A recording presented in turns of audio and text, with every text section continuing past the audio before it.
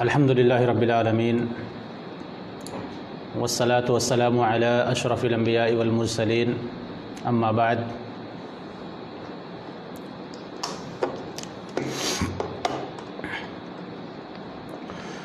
قال اللہ تعالی فی کلامہ المجید والفرقان الحمید اعوذ باللہ من الشیطان الرجیم بسم اللہ الرحمن الرحیم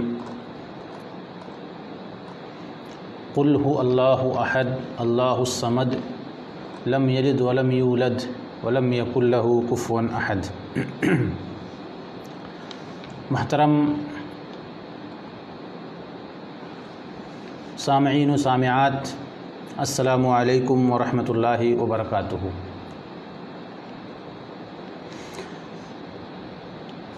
جیسا کہ آپ تمام حضرات کو اس بات کی خبر ہے کہ آج جس موضوع کے تحت اعلان ہوا ہے وہ ہے توحید کے اقسام۔ واضح ہے کہ اس ہفتے سے پہلے جو موضوع ہوا تھا وہ توحید کا بیان تھا، اور توحید کے بیان میں توحید کی فضیلت، توحید کی اہمیت اور اس کے کچھ فوائد بیان کیے گئے تھے۔ محترم دوستوں اور بھائیوں، آج کے اس ہفتے میں توحید کی قسموں کا بیان ہوگا، توحید کے کتنے اقسام ہیں ان کا ذکر ہوگا۔ اللہ تبارک و تعالی سے دعا ہے الہی مجھے کتاب و سنت کے مطابق حق اور سچ بات کہنے کی، اور آپ تمام حضرات کو سننے سمجھنے اور ہم سب کو اس پر عمل کی توفیق عطا فرمائے۔ محترم دوستوں اور بھائیوں، ہمیں معلوم ہونا چاہیے کہ توحید کی 3 اقسام ہیں۔ ہر مسلمان کو یہ بات معلوم ہونی چاہیے کہ توحید کے 3 اقسام ہیں۔ وہ 3 قسمیں کون کون سی ہیں انشاءاللہ تعالی ایک کے بعد دیگرے میں آپ حضرات کے سامنے بیان کروں گا۔ سب سے پہلے نمبر پر توحید ربوبیت۔ توحید ربوبیت، توحید ربوبیت سے مراد یہ ہے کہ اللہ تبارک و تعالی کو اس کے تمام افعال میں یکتا و تنہا مانا جائے، یعنی وہی اکیلا پوری کائنات کا خالق ہے، مالک ہے، وہی اکیلا تمام مخلوقات کا رازق ہے، وہی پوری دنیا کے نظام کو چلا رہا ہے اور مدبر الامور ہے۔ محترم دوستوں اور بھائیوں،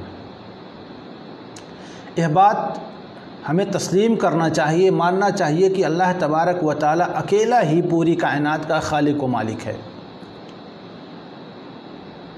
اس کے خالق ہونے میں، اس کے مالک ہونے میں کوئی اس کا شریک اور ساجی نہیں ہے۔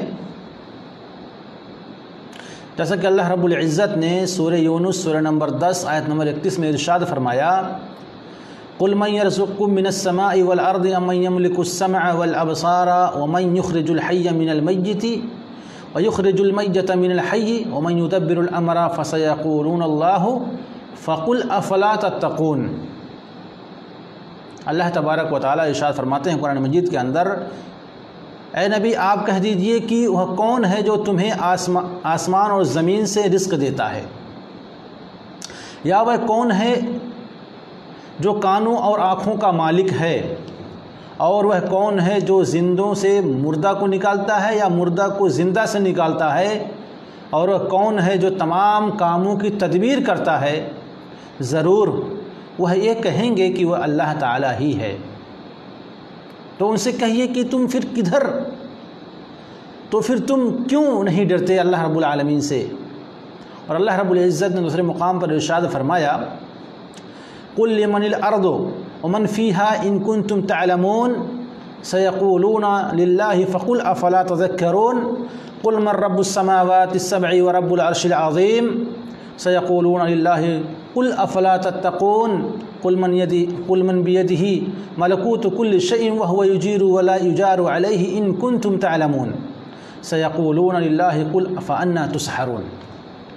محترم دوست اور بھائی، سورہ المومنون آیت نمبر 84 سے لے کر کے 89 تک اللہ رب العزت اس آیت کے اندر، ان آیتوں کے اندر سوال کر رہے ہیں کہ نبی کہہ دیجئے کہ زمین اور اس کی کل چیزیں کس کی ہیں؟ بتلاؤ اگر جانتے ہو۔ فوراً جواب دیں گے کہ اللہ تعالیٰ کی۔ کہہ دیجئے کہ پھر تم کیوں نہیں نصیحت حاصل کرتے؟ ان سے پوچھئے کہ ساتوں آسمانوں اور عظیم عرش کا رب کون ہے؟ وہ لوگ جواب دیں گے اللہ ہی ہے۔ تو کہیے کہ تم پھر کیوں نہیں ڈرتے؟ پوچھئے کہ تمام چیزوں کا اختیار کس کے پاس ہے، جو پناہ دیتا ہے اور جس کے مقابلے میں کسی کو پناہ نہیں دی جاتی؟ بتلاؤ اگر تم جانتے ہو۔ تو وہ یہی جواب دیں گے کہ اللہ ہی ہے۔ تو کہہ دیجئے کہ پھر تم کدھر سے جادو کر دیے جاتے ہو۔ محترم دوستوں اور بھائیوں، اللہ رب العزت نے ان آیتوں کے اندر سوال کیا ہے کہ کیا اللہ رب العالمین کے علاوہ بھی کوئی ہے جو ان تمام چیزوں کا مالک ہے، جو ان تمام چیزوں کو پیدا کرنے والا ہے؟ نہیں، کوئی نہیں ہے۔ اللہ کے سوا زمین و آسمان اور اس کے اندر جتنی چیزیں ہیں ان کو پیدا کرنے والا بے شک کوئی نہیں ہے۔ محترم دوستوں اور بھائیوں، یہ بھی یاد رکھیں کہ اکیلا اللہ تعالیٰ ہی رازق ہے، رزق دینے والا ہے۔ اللہ رب العزت ارشاد فرماتے ہیں سورہ العنکبوت آیت نمبر 60 کے اندر، وَكَأَيٍّ مِّن دَابَّةٍ لَا تَحْمِلُ رِزْقَهَا اللَّهُ يَرْزُقُهَا وَإِيَّاكُمْ، اور بہت سے جانور ایسے ہیں جو اپنی روزی اٹھائے نہیں پھرتے، ان سب کو اور تمہیں بھی اللہ تعالیٰ ہی روزی دیتا ہے۔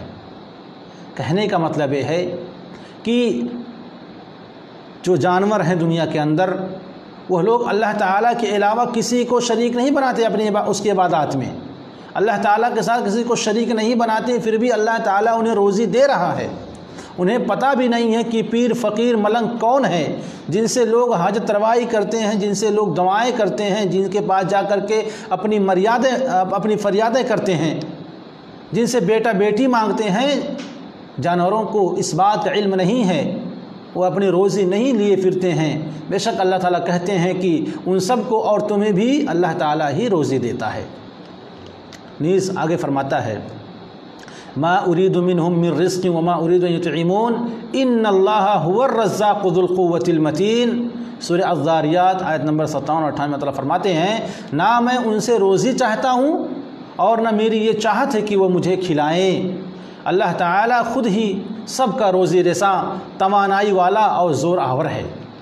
محترم دوستوں بھائیوں، ان آیات کریمہ میں اللہ تعالیٰ کی ربوبیت کا اثبات ہے، لیکن یہ بات معلوم ہونی چاہیے کہ صرف ربوبیت کا اقرار ہی کافی نہیں ہے، کیونکہ اتنا تو مشرکین مکہ بھی مانتے تھے، اللہ رب العالمین ہی کائنات کا خالق و مالک کو کہتے تھے، لیکن اتنا کافی نہیں ہے۔ جیسے کہ اللہ رب العزت نے ارشاد فرمایا وَلَئِن سَأَلْتَهُم مَّنْ خَلَقَ السَّمَاوَاتِ وَالْأَرْضَ وَسَخَّرَ الشَّمْسَ وَالْقَمَرَ لَيَقُولُنَّ اللَّهُ فَأَنَّىٰ تُؤْفَكُونَ، اگر ان سے آپ دریافت کریں کہ زمین و آسمان کا خالق اور سورج و چاند کو کام میں لگانے والا کون ہے، تو ان کا جواب یہی ہوگا کہ اللہ تعالیٰ ہے، پھر یہ کدھر الٹے جا رہے ہیں۔ لیکن اس کے باوجود بھی رسول اللہ صلی اللہ علیہ وسلم نے ان سے جنگیں لڑیں، تو آخر ایسا کیا معاملہ تھا، ایسا کیوں تھا؟ اس لیے کہ وہ اللہ تعالیٰ کی الوہیت کے قائل نہیں تھے، وہ صرف اللہ تعالیٰ کی عبادت کرنے کے بجائے غیر اللہ کی بھی پوجا پاٹ کیا کرتے تھے۔ لہذا ربوبیت الہی کے اقرار کے ساتھ ساتھ اس کی الوہیت کا اقرار کرنا بھی ضروری ہے، کہ جس کے بغیر کسی انسان کی نجات ممکن نہیں ہے۔ محترم دوستوں اور بھائیوں، توحید کی یہ پہلی قسم توحید ربوبیت تھی۔ توحید کی دوسری قسم توحید الوہیت ہے۔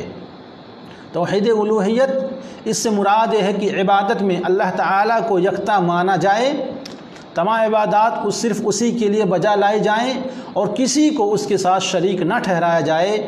اللہ رب العزت کی توحید الوہیت کا اقرار کرنے سے یہ بات لازم آتی ہے کہ اقرار کرنے والا صرف اللہ رب العالمین کو داتا یعنی دینے والا تصور کرے، صرف اللہ رب العالمین کو نفع و نقصان پہنچانے والا تصور کرے، صرف اللہ رب العالمین سے دعا مانگے، صرف اللہ رب العالمین کو حاجت روا اور مشکل کشا سمجھے، صرف اللہ رب العالمین کو مدد کے لیے پکارے، صرف اللہ تعالیٰ سے تمام امیدیں وابستہ رکھے، صرف اللہ تبارک و تعالیٰ کی محبت اپنے دل کے اندر بسائے اور غیر اللہ کی محبت اپنے دل سے نکالے اور صرف اللہ رب العالمین پر توکل کرے، صرف اللہ رب العالمین کے لیے نظر مانے اور صرف اللہ تعالیٰ کے لیے جانور ذبح کرے۔ الغرض یہ کہ ہر قسم کی عبادت صرف اور صرف اللہ تعالیٰ کے لیے بجا لائے اور غیر اللہ کی محبت اپنے دل سے نکال کر کے اللہ رب العالمین کی محبت کو اپنے دل میں بسائے۔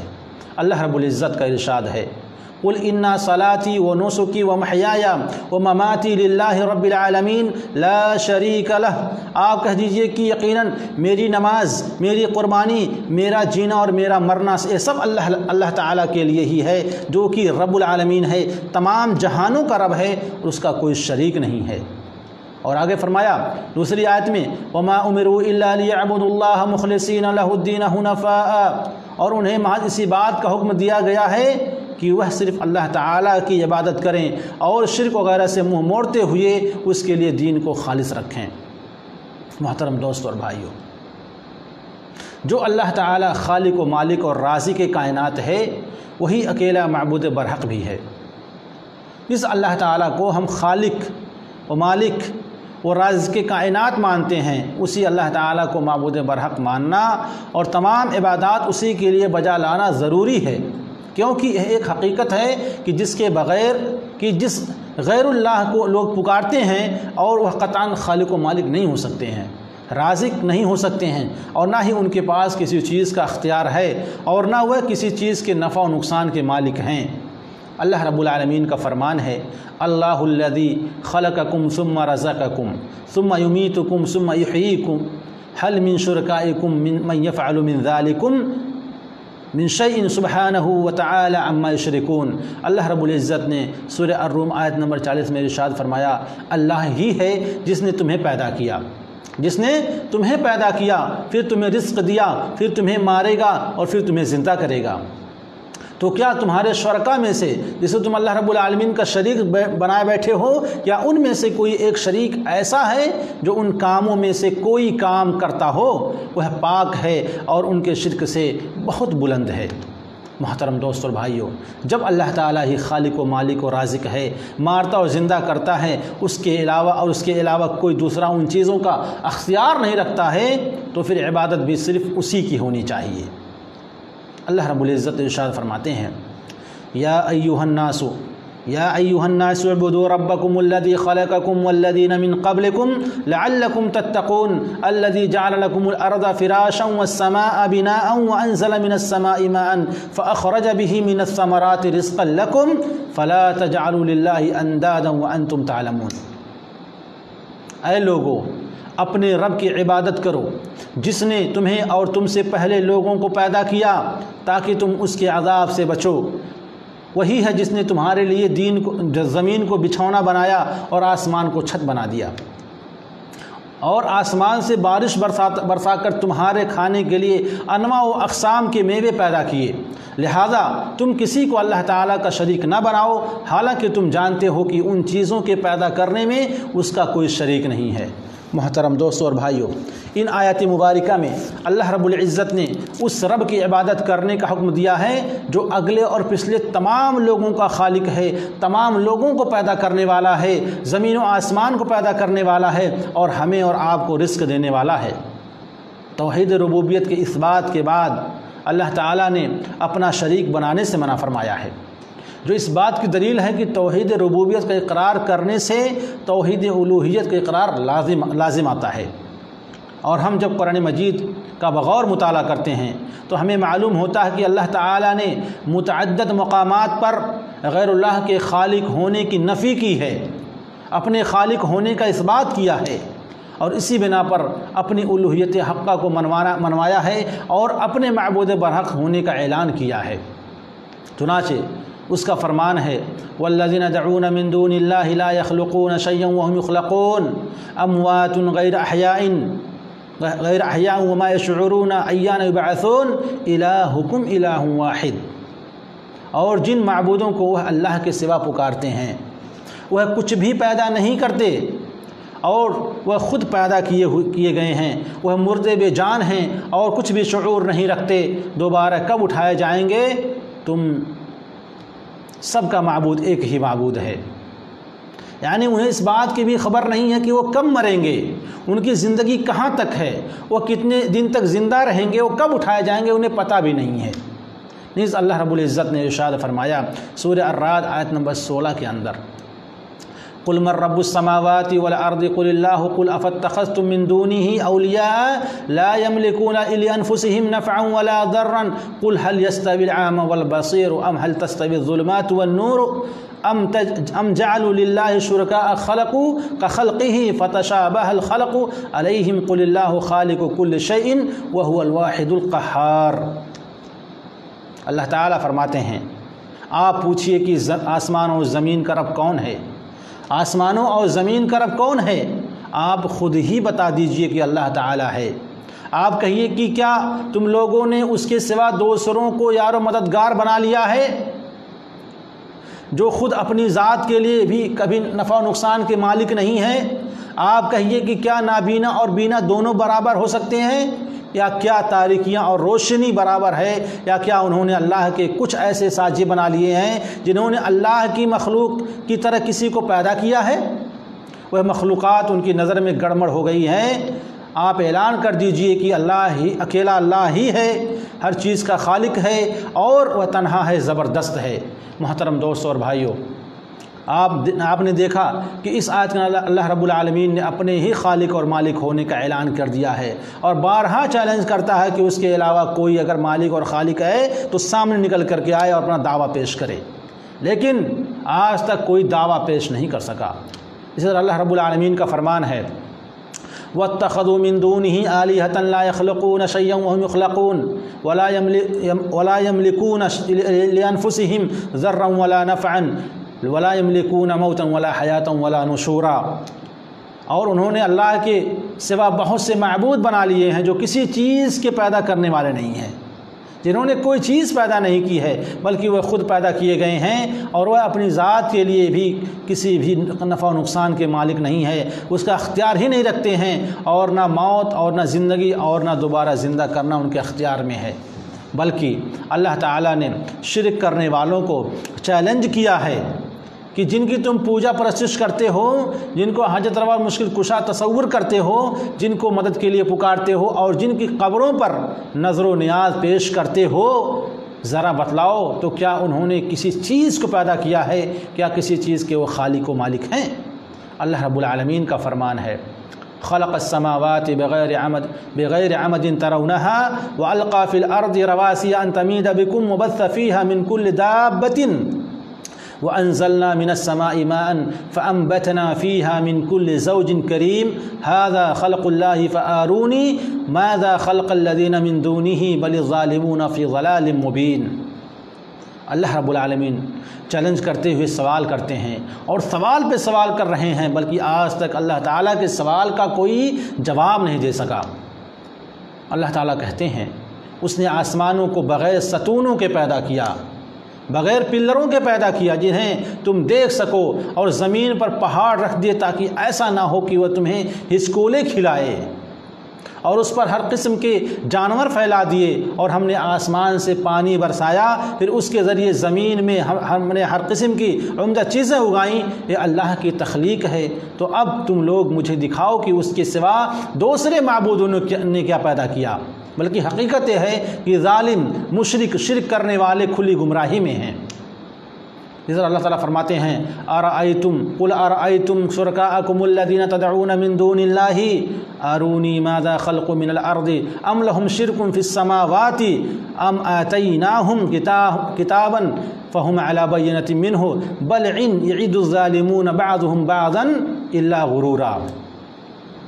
آپ پوچھئے کہ کیا تم نے کبھی اپنے ان دیوتاؤں کے بارے میں، اپنے ان معبودوں کے بارے میں جن کی تم پوجا پاٹ کر رہے ہو، ان کے بارے میں غور کیا ہے، جنہیں تم اللہ کے سوا پکارتے ہو؟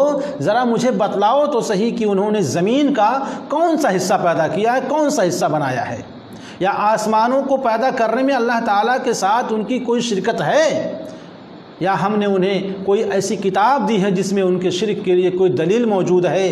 بلکہ حقیقت یہ ہے کہ یہ ظالم لوگ ایک دوسرے سے دھوکہ اور فریب کی باتیں کرتے ہیں۔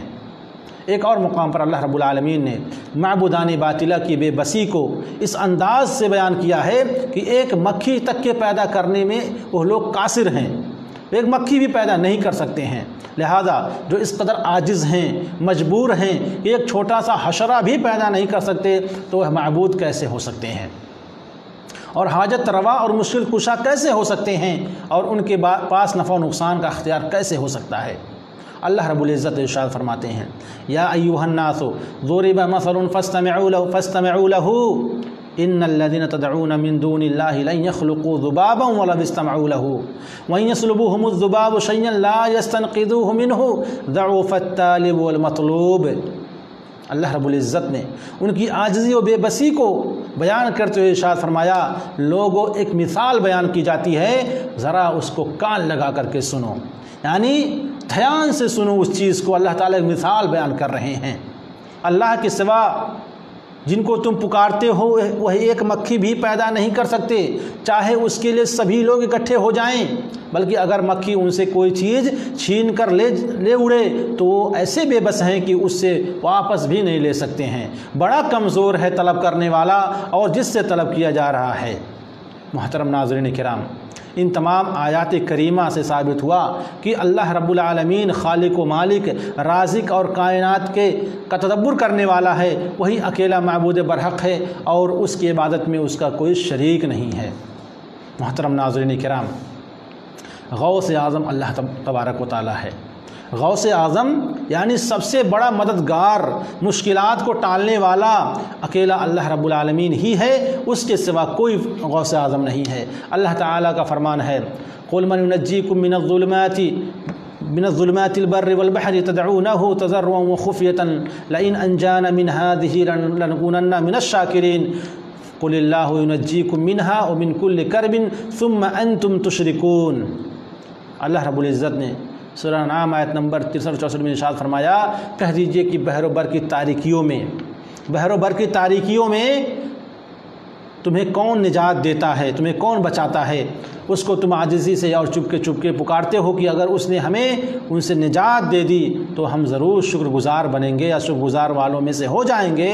کہہ دیجئے کہ اللہ ہی تمہیں اس مصیبت سے اور ہر شدت سے نجات دیتا ہے، پھر تم بھی اس کا شریک بناتے ہو۔ یعنی اللہ رب العالمین انسانوں کو ہر مصیبت سے نکالتے ہیں، اس کے باوجود بھی یہ انسان اتنا ظالم ہے کہ اللہ رب العالمین کے ساتھ شرک کرتا ہے، اس کی عبادت میں دوسروں کو شریک ٹھہراتا ہے۔ ادھر اللہ رب العالمین ارشاد فرماتے ہیں اَمَّن يُجِيبُ الْمُضْطَرَّ إِذَا دَعَاهُ وَيَكْشِفُ السُّوءَ وَيَجْعَلُكُمْ خُلَفَاءَ الْأَرْضِ أَإِلَٰهٌ مَّعَ اللَّهِ قَلِيلًا مَّا تَذَكَّرُونَ۔ سورہ النمل آیت نمبر 62 میں اللہ فرماتے ہیں کہ بھلا کون ہے جو لاچار کی فریاد رسی کرتا ہے، جو مجبور کی فریاد رسی کرتا ہے جب وہ اسے پکارتا ہے، اس کی تکلیف کو دور کرتا ہے، اور کون ہے جو تمہیں زمین کا خلیفہ بناتا ہے؟ کیا اللہ کے ساتھ کوئی اور معبود ہے؟ تم کم ہی نصیحت حاصل کرتے ہو۔ دوستو اور بھائیو، یہی وجہ ہے کہ تمام انبیاء علیہ السلام مشکلات میں اللہ سبحانہ و تعالیٰ کو ہی پکارا کرتے تھے۔ مثلا حضرت ایوب علیہ السلام کا واقعہ ہے، جب وہ بیمار ہو گئے تو اللہ رب العالمین کو پکارتے ہیں۔ اللہ رب العزت نے اس واقعے کو قرآن مجید میں بڑی تفصیل کے ساتھ ذکر کیا ہے۔ اللہ تعالیٰ فرماتے ہیں وَأَيُّوبَ إِذْ نَادَىٰ رَبَّهُ أَنِّي مَسَّنِيَ الضُّرُّ وَأَنْتَ أَرْحَمُ الرَّاحِمِينَ فَاسْتَجَبْنَا لَهُ فَكَشَفْنَا مَا بِهِ مِنْ ضُرٍّ وَآتَيْنَاهُ أَهْلَهُ وَمِثْلَهُم مَّعَهُمْ رَحْمَةً مِّنْ عِندِنَا وَذِكْرًا لِّلْعَالَمِينَ۔ اور ایوب علیہ السلام کو یاد کرو جب انہوں نے اپنے رب کو پکارا کہ مجھے بیماری لگ گئی ہے، میں بیمار ہو چکا ہوں اور تو سب سے بڑا رحم کرنے والا ہے، چنانچہ ہم نے انہیں ان کے اہل و عیال ہی نہیں بلکہ ان کے ساتھ اور بھی دیے۔ یہی ہماری مہربانی تھی کہ اور ہماری عبادت گزاری کے لیے عبادت گزاروں کے لیے نصیحت ہے۔ یعنی حضرت ایوب علیہ السلام بہت بیمار پڑ گئے۔ اگر آپ تفسیر میں جائیں گے تو ان کی بیماری کا جو ذکر ہے وہ 17 سال لگاتار بتایا جا رہا ہے۔ 17 سال کے بعد انہوں نے اللہ رب العالمین سے دعا کہ اللہ مجھے بیماری لگ گئی ہے، تو ہی اس بیماری کو دور کرنے والا ہے۔ تو اللہ رب العالمین نے ان کی اس بیماری کو دور کر دیا، اور بیماری کو دور کرنے کے بعد ان کو اچھا کرنے کے بعد ان کے اہل و عیال میں اور مال و منال میں بہت زیادہ برکتیں عطا فرمائی اللہ رب العالمین نے۔ محترم دوستو اور بھائیو، جنگ بدر کا واقعہ آپ کو معلوم ہے۔ جنگ بدر کا واقعہ ہر مسلمان کو معلوم ہونا چاہیے کہ اس جنگ کے اندر کیا ہوا تھا۔ کافروں کی تعداد بہت زیادہ تھی، تقریباً 1000 تھی۔ حضرت عمر بن خطاب رضی اللہ عنہ بیان کرتے ہیں کہ غزوہ بدر کے دن جب رسول اللہ صلی اللہ علیہ وسلم نے دیکھا کہ مشرکین کی تعداد 1000 ہے اور صحابہ کرام کی تعداد صرف 319 ہے، تو قبلہ رخ ہو کر آپ صلی اللہ علیہ وسلم نے ہاتھ اٹھائے اور دعا شروع کر دی۔ آپ نے کہا اللہم انجز لی ما وعدتنی، اللہم آتی ما وعدتنی، اللہم ان تہلک هذه العصابة من اہل الاسلام لا تعبد فی الارض۔ نبی کریم صلی اللہ علیہ وسلم نے اللہ رب العالمین سے دعا کی، اے اللہ مجھ سے تو نے جو وعدہ کیا ہے وہ پورا کر دے، اور مجھ سے جو تو نے مجھے عطا کرنے کے لیے کہا ہے وہ مجھے عطا کر دے۔ اے اللہ اگر مسلمانوں کی چھوٹی سی جماعت آج ہلاک و برباد ہو گئی تو قیامت تک تیری عبادت کرنے والا زمین پر کوئی نہیں بچے گا۔ آپ نبی کریم صلی اللہ علیہ وسلم ہاتھ پھیلائے، قبلہ رخ ہو کر اللہ رب العالمین سے دعائیں کر رہے ہیں، دعاؤں میں مشغول ہیں، اور آپ کی چادر مبارک آپ کے کندھوں مبارک سے کھسک کر کے زمین پر گر جاتی ہے، اور آپ اللہ رب العالمین سے رو رو کر کے دعائیں کر رہے ہیں، اتنے مشغول ہیں۔ چنانچہ حضرت ابوبکر رضی اللہ عنہ آئے اور آپ کی چادر کو اٹھایا اور اسے آپ کے کندھوں پر ڈال دیا، پھر وہ آپ سے چمٹ گئے اور کہا اے اللہ کے نبی صلی اللہ علیہ وسلم، آپ اپنے رب سے بار بار اپیل کر رہے ہیں، التماس و گزارش کر رہے ہیں، بس کیجئے، وہ یقیناً اپنا وعدہ پورا کرے گا۔ اس کے بعد اللہ تعالیٰ نے آیات نازل فرمائے جو ہم نے ابھی پڑھی ہے، کیا ہے؟ استستغیثون ربکم فاستجاب لکم انی ممدکم بألف من الملائکۃ مردفین، کہ جب تم لوگ اپنے رب سے فریاد کر رہے تھے، اپنے رب سے فریاد کر رہے تھے تو اس نے تمہاری سن لی، اور اس نے کہا کہ میں 1000 فرشتوں کے ذریعے تمہاری مدد کروں گا جو ایک بعد دیگرے اتر رہے ہوں گے۔ محترم دوستوں اور بھائیوں، یہ ہے دعاؤں کا اثر۔ اللہ رب العالمین سے اگر بندہ سچے دل سے دعا کرے، اسی کو پکارے، تو اللہ رب العالمین بے شک مدد کرنے کے لیے تیار رہتے ہیں۔ لیکن مسلمانوں کا معاملہ تو یہ ہے کہ ذرا سی مصیبت آئی، ذرا سی پریشانی آئی تو دنیا ہی کے اندر بڑے بڑے باباؤں کو پکڑ لیتے ہیں، دربار والوں کو پکڑ لیتے ہیں، اور بہت سے مسلمان اتنے بہکے ہوئے ہیں کہ اللہ رب العالمین سے لو نہ لگانے کے بجائے پیروں فقیروں سے لو لگاتے ہیں، ان سے دعائیں کرواتے ہیں۔ محترم دوستوں اور بھائیوں، یقین مانیں کہ نفع و نقصان کا مالک اکیلا اللہ رب العالمین ہی ہے، اس کے سوا کوئی نہیں ہے، حتیٰ کہ سید الانبیاء جناب محمد رسول اللہ صلی اللہ علیہ وسلم بھی نہیں ہیں۔ بہت سے لوگ نبی کریم صلی اللہ علیہ وسلم کو نفع و نقصان کا مالک بتاتے ہیں۔ اللہ رب العالمین کا ارشاد ہے قُلْ لَا أَمْلِكُ لِنَفْسِي نَفْعًا وَلَا ضَرًّا إِلَّا مَا شَاءَ اللَّهُ وَلَوْ كُنْتُ عَالِمَ الْغَيْبِ لَاسْتَكْثَرْتُ مِنَ الْخَيْرِ وَمَا مَسَّنِيَ السُّوءُ إِنْ أَنَا إِلَّا نَذِيرٌ وَبَشِيرٌ لِقَوْمٍ يُؤْمِنُونَ۔ آپ کہیے کہ میں تو اپنے نفع نقصان کا بھی مالک نہیں ہوں، سوائے اس کے کہ جو اللہ چاہے۔ اگر میرے پاس غیب کا علم ہوتا تو بہت ساری بھلائیاں اکٹھی کر لیتا، جمع کر لیتا، اور مجھے کوئی تکلیف نہیں پہنچتی۔ میں تو صرف اللہ رب العالمین کی طرف سے ڈرانے والا ہوں، خوشخبری دینے والا ہوں، اور ان لوگوں کے لیے جو ایمان لے کر کے آئے ہیں۔ اس آیت کریمہ میں غور کیجئے کہ جب نبی کریم صلی اللہ علیہ وسلم اپنے نفع و نقصان کے مالک نہیں ہیں تو ان سے تو کم تر جو لوگ ہیں، جو کوئی بزرگ ہے، کوئی پیر ہے، وہ جن کی قبروں کی طرف لوگ قصداً جاتے ہیں، وہ کسی کو نفع نقصان پہنچانے کا اختیار کیسے رکھتے ہیں؟ محترم دوستوں اور بھائیوں، اسی لیے توحید الوہیت توحید کی دوسری قسم ہے، اور اس کا مطلب یہ ہے کہ تمام عبادات میں اللہ رب العالمین کے لیے ہی عبادات کیے جائیں اور اس کے ساتھ کسی کو شریک نہ کیا جائے۔ محترم دوستوں اور بھائیوں، توحید کی تیسری قسم ہے توحید الاسماء والصفات۔ توحید کی تیسری قسم کیا ہے؟ توحید اسماء و صفات یا توحید الاسماء و صفات، اور اس سے مراد یہ ہے کہ ہم اللہ رب العالمین کو اس کے اسماء و صفات میں یکتا مانیں، یعنی جو اسماء و صفات اللہ تعالیٰ نے اپنے لیے ذکر کیے ہیں یا اس کے رسول صلی اللہ علیہ وسلم نے اس کے لیے ذکر کیے ہیں، ہم ان سب کو مخلوقات سے تشبیہ دیے بغیر تسلیم کریں اور انہیں اس طرح مانیں جیسا کہ وہ اللہ تعالیٰ کے شایان شان ہیں۔ اللہ رب العزت کا فرمان ہے وَلِلَّهِ الْأَسْمَاءُ الْحُسْنَى فَادْعُوهُ بِهَا وَذَرُوا الَّذِينَ يُلْحِدُونَ فِي أَسْمَائِهِ سَيُجْزَوْنَ مَا كَانُوا يَعْمَلُونَ، اور اچھے اچھے نام اللہ کے لیے ہی ہیں، لہذا تم ان ناموں سے اللہ ہی کو موسوم کیا کرو، اور ایسے لوگوں سے تعلق بھی نہ رکھو جو اس کے اسماء گرامی میں کجروی کرتے ہیں، ٹیڑھاپن نکالتے ہیں۔ ان لوگوں کو ان کے لیے کی ضرور سزا ملے گی۔ اللہ تعالیٰ فرماتے ہیں دوسرے مقام پر لیسا کمثلہ شیء وہو السمیع البصیر، اس جیسی کوئی چیز نہیں ہے، وہ خوب سننے والا اور دیکھنے والا ہے۔ اس آیت میں غور فرمائیں کہ اس میں تشبیہ کی نفی کر دی گئی ہے کہ اللہ تعالیٰ کے جیسا کوئی نہیں ہے، لہذا اللہ تعالیٰ کی کسی صفت کو مخلوق کی صفت سے یا مخلوقات کی صفت سے تشبیہ دینا قطعاً درست نہیں ہے، اور اس میں تشبیہ کی نفی کے ساتھ ساتھ صفات کا اثبات بھی ہے۔ اس میں دو صفات ہیں، سمیع اور بصیر کا ذکر کیا گیا ہے، چنانچہ ہمارا ایمان ہے کہ اللہ تبارک و تعالیٰ دیکھتا اور سنتا ہے، لیکن اس کا دیکھنا اور اس کا سننا اسی طرح ہے کہ اس کی بڑائی اور کبریائی کے جیسا لائق ہے۔ اس طرح اللہ رب العالمین کی باقی صفات پر بھی ہم ایمان لاتے ہیں، لیکن نہ تو تشبیہ و تمثیل کو جائز تصور کرتے ہیں، اور نہ ہی ان صفات کی کیفیت کو جانتے ہیں، اور نہ ہی ان کی کیفیت بیان کرنے کو جائز تصور کرتے ہیں، کیونکہ کیفیت کا علم تو صرف اللہ رب العالمین ہی کو ہے۔ امام مالک رحمۃ اللہ علیہ سے جب سوال کیا گیا کہ اللہ تعالیٰ جو رحمان ہے وہ عرش پر مستوی ہے تو کیسے ہے، جب یہ سوال کیا گیا تو انہوں نے کہا الاستواء معلوم، الاستواء معلوم والکیف مجہول والسؤال عنہ بدعۃ والایمان بہ واجب، یعنی استوا جو ہے اللہ تعالیٰ کا جو استوا ہے کہ وہ مستوی ہے، اس کا معنی جو ہے معلوم ہے کہ اللہ تعالیٰ مستوی ہے عرش پر، لیکن اس کی کیفیت مجہول ہے، کسی کو معلوم نہیں ہے، لیکن اس کے بارے میں جو سوال ہے یہ بدعت ہے، اور اس پر ایمان لانا واجب ہے کہ اللہ تعالیٰ عرش پر مستوی ہے۔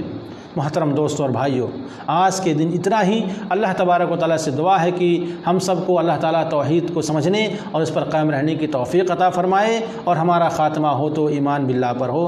آمین۔ وآخر دعوانا الحمدللہ رب العالمین، والسلام علیکم ورحمۃ اللہ وبرکاتہ۔